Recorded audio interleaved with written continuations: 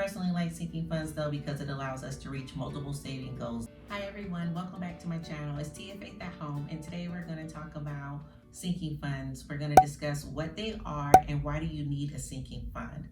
First, we're going to get started with what is a sinking fund. So a sinking fund is a small amount of money that you put aside each month for a certain period of time in order to reach a savings goal.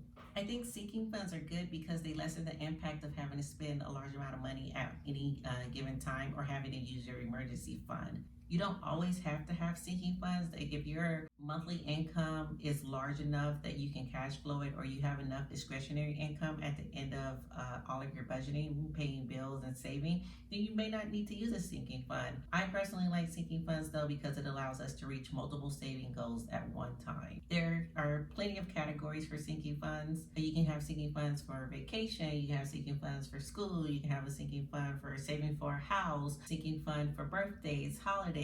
Whatever your goal you're trying to reach or whatever you're saving for can be a category for a sinking fund. To determine your sinking fund, it's basically whatever you're saving for. Now, everyone won't use sinking funds. If your discretionary income is large enough that you don't need to save, or you just rather cash flow, cash flowing is perfectly fine. Sometimes the circumstances do permit and we are able to cash flow some things, but more so than not, we do use the sinking funds. But as always, this is personal finance, so whatever works best for you and your family along with your income, that's really what you should be doing. I'm just letting you know what has worked for us, and we just so happen to like sinking funds.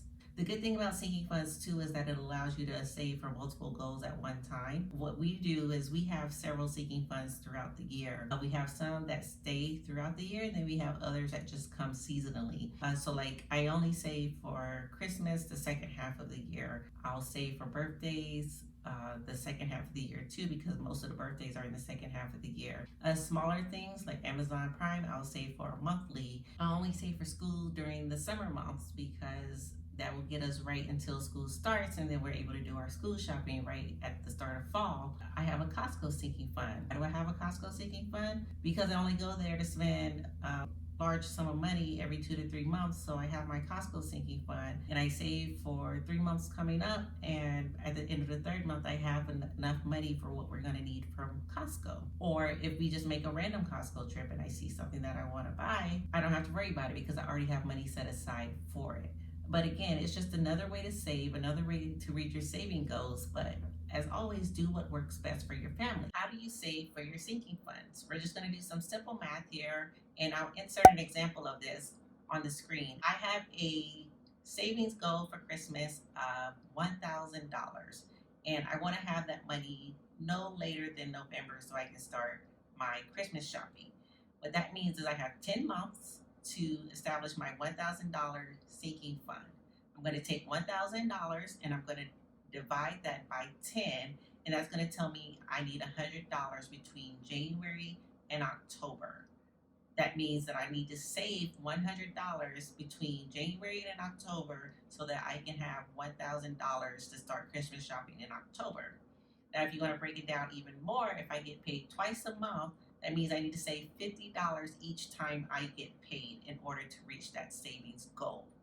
Now, as you're saving, if something happens, let's just say there's Christmas in July and you catch an awesome July 25th sale that you want to buy things, you already have that money that you've been saving from January to July that you can use towards that for your Christmas purchases. You are able to touch your sinking fund money leading up to the event if you choose. Just because you're saving does not mean that it's untouchable. It's not a restriction, it's just another way to save to reach your Christmas goals. So again, I have $1,000 savings goal that I want to reach by November.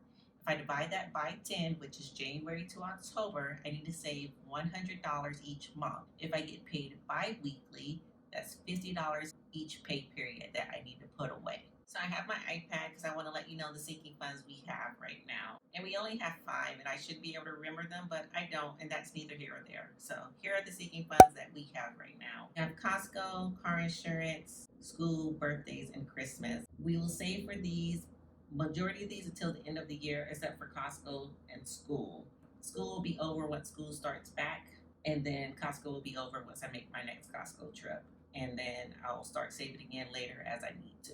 And then probably in November and December, I'll start saving for school again to get ready for the spring semester that will start in January, depending on what school looks like. We don't even know what school's going to look like, but that's neither here or there either. I hope all of this made sense to you guys and I didn't go off on too many tangents. But at the end of the day, I just wanted you to know that a sinking fund is a small amount of money that you set aside each month for a certain period of time in order to reach a savings goal. You can do what works best for you. If you're not into sinking funds or you don't want to save little bits of money and you'd rather cash flow, that's fine. Again, personal finance is personal, and whatever works for your family is what I suggest that you do.